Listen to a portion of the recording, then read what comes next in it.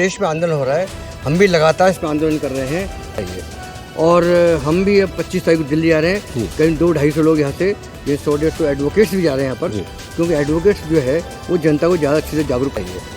तो फिर क्या दिक्कत आ रही है कि बैलेट पेपर से करवाते कि बहुत आसानी इसको हैक कर लेते हैं, और ऐसे कई एग्जाम्पल दिए हैं, डेमोन्स्ट्रेशन भी दिए हैं कि इसमें गड़बड़ी हो सकती है। इसके अलावा चूँकि 5% काउंटिंग वीवीपैट की पर्चियों से होती है। देखिए, सरकार का काम है आंदोलन को कुचलना और हमारा काम है आंदोलन करना, जनता को जगाना, संविधान की रक्षा करने का काम हमारा। आपको लग रहा है नहीं होगा जी, और हमें लग रहा है इस बार ईवीएम हटेगी जी।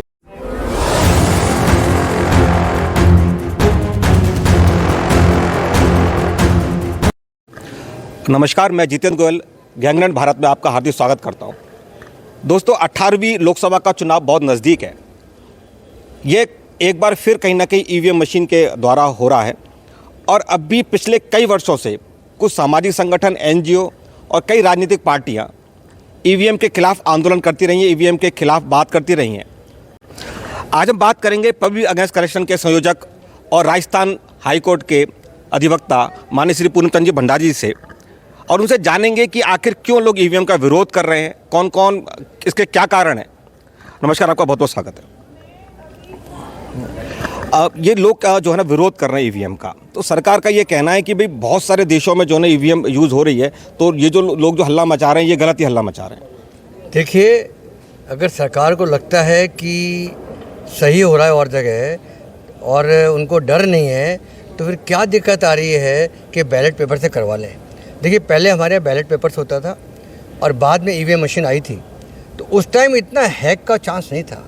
अब सॉफ्टवेयर इंजीनियर इतने ज़बरदस्त हो गए हैं कि बहुत आसानी इसको हैक कर लेते हैं, और ऐसे कई एग्जाम्पल दिए हैं, डेमोन्स्ट्रेशन भी दिए हैं कि इसमें गड़बड़ी हो सकती है। इसके अलावा चूँकि 5% काउंटिंग वीवीपैट की पर्चियों से होती है, उसमें मालूम पड़ा कि कुछ वोट डले कितने हैं और आए कितने हैं, तो इससे शक हो गया कि इसमें हमको कहीं गड़बड़ी होती है। मेरा वोट वाकई जा रहा है कि नहीं जा रहा है, ये हमें पता नहीं पड़ता है। इसलिए पूरे देश में आंदोलन हो रहा है, हम भी लगातार इसमें आंदोलन कर रहे हैं, और सरकार को मुझे समझ आ रहा है दिक्कत क्या आएगी। बल्कि मैं तो सोचता हूँ कि ये होने से खर्चा कुछ कम आएगा, क्योंकि मशीन से ज़्यादा खर्चा आता है, और उनका कहना है कि इसमें काउंटिंग में कोई टाइम लग जाएगा। तब क्या फ़र्क पड़ रहा है, जब आप एक महीने तक चुनाव करवा रहे हो, तो 2-4 दिन अगर बढ़ गए तो कोई फ़र्क नहीं पड़ेगा। हालांकि मैं कहता हूँ 2-4 दिन बढ़ेंगे नहीं, आप काउंटिंग टेबल बढ़ा दीजिए और फिर चुनाव करवा लीजिए। क्योंकि जब मुझे विश्वास नहीं है, आज बच्चा ऐसा है जानता है। आप एक छोटा बच्चा जिसने नासा में जाकर उसने इंटरफेरेंस कर दिया, तो सोचिए कि मशीन तो बहुत मामूली बात है।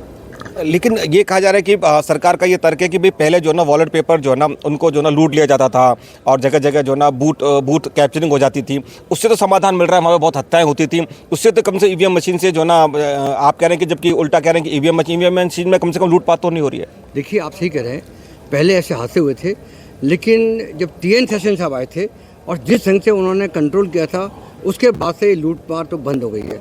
और आप एक बात और देखिए, अभी चंडीगढ़ में बैलेट से हुआ था, जो गड़बड़ी की वो पकड़ में आ गई।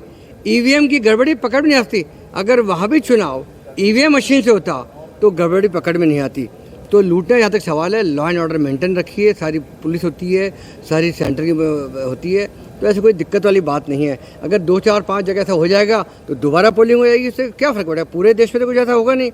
मैं तो एक बात और कहता हूँ कि आप दोनों ऑप्शन रख दो, तो कि जिसको उसमें देना देखिए, जर्मनी में जहाँ मशीन बनती है वो यूज़ करते हैं, जापान में जहाँ मशीन बनती है वो बैलेट पेपर यूज़ करते हैं।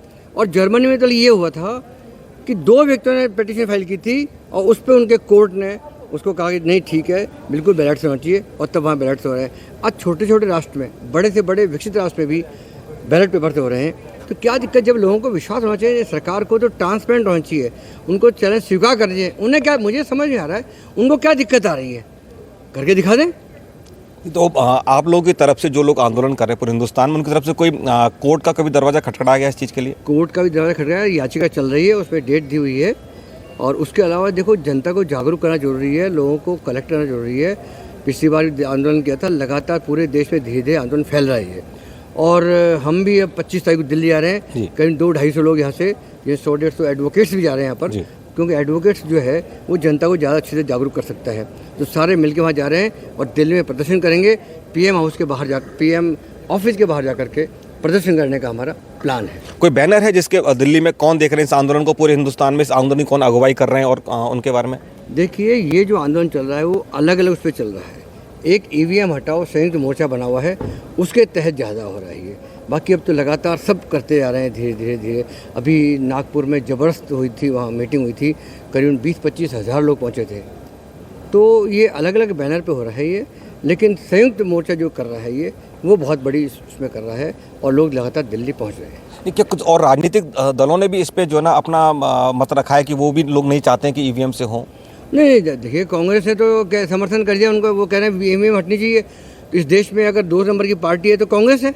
भाजपा के बाद में यदि है 12 करोड़ वोट कांग्रेस को मिले हैं, वो भी कर रही है और धीरे दूसरी पार्टियां भी अब आगे आ रही है ना। पहले उनको ये लगता था कि अगर हम इस इशू को उठाएंगे और अगर डिसाइड नहीं हुआ और वो ईवीएम से हार जाएंगे तो कहीं हारने के कारण से आप ईवीएम के लिए कर रहे हो। तो अब चूँकि बड़े बड़े लोग धीरे लोग आ रहे हैं, जनता जागरूक हो रही है और पॉलिटिकल पार्टीज भी आ रही हैं। जी, तो क्या अभी आगे की क्या प्लानिंग है? जैसे परसों के लिए तो सुनने में आ रहा है कि जो ना वहाँ पे आप लोगों को जो आंदोलन का जो स्थल था उसकी जो परमिशन थी वो भी कैंसिल कर दी है। इवन कल शायद वहाँ के कांग्रेस के दिग्विजय सिंह जी वहाँ गए तो उनको गिरफ्तार होना पड़ा। तो फिर आगे की रूपरेखा, मतलब परसों के आंदोलन तो सरकार नहीं होने देगी? देखिए, सरकार का काम है आंदोलन को कुचलना और हमारा काम है आंदोलन करना, जनता को जगाना, संविधान की रक्षा करने का काम हमारा है। हम वो काम करेंगे, सरकार कुचलेगी, ये उनका काम है। यानी कि परसों अगर आपको रोका जाएगा तो आप कहीं ना कहीं आगे बढ़ेंगे? देखिए, हम कानूनी तरह से काम करेंगे जी। हम उस तरह से नहीं है कि हड़दंग करना, ये करना। हमारा ऑब्जेक्ट है कि ईवीएम हटनी चाहिए। उस उद्देश्य को पूरा करने के लिए लीगल तरीके से जो करना पड़ेगा वो काम हम करेंगे। इसके बाद की रूपरेखा परसों जैसे आंदोलन उसके बारे में कुछ और आगे, क्योंकि अब जो लोकसभा चुनाव नज़दीक हैं तो उससे पहले तो मुझे लगता नहीं कि इस बार तो कहीं ना कहीं होगा।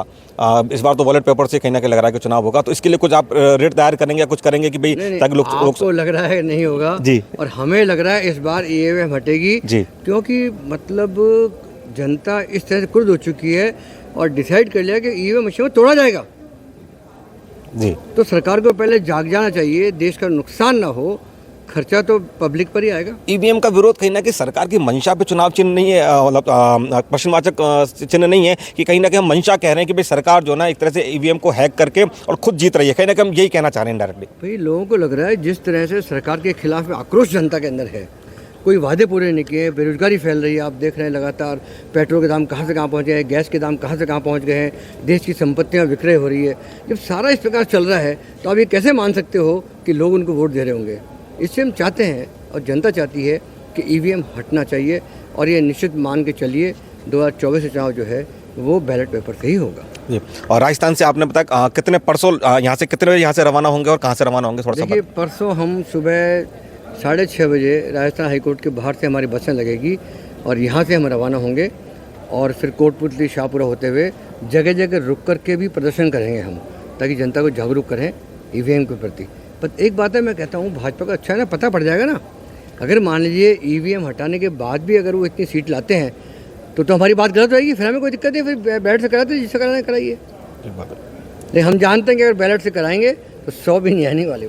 हमारे साथ हैं थे पूर्णचंद जी भंडारी। उनका कहना है कि कहीं ना कहीं सरकार जो है ईवीएम से चुनाव इसलिए करा रही है क्योंकि वो मशीनों को हैक कर रही है। एक बात इन्होंने दावे के साथ कही कि ये इस आंदोलन इस कदर लोगों के बीच पहुंचेगा, जन जागरूकता से पहुंचेगा और ये कहीं ना कहीं 2024 का जो चुनाव है किसी भी कीमत पे इस चुनाव को ईवीएम से ये नहीं होने देंगे। बहुत बहुत धन्यवाद।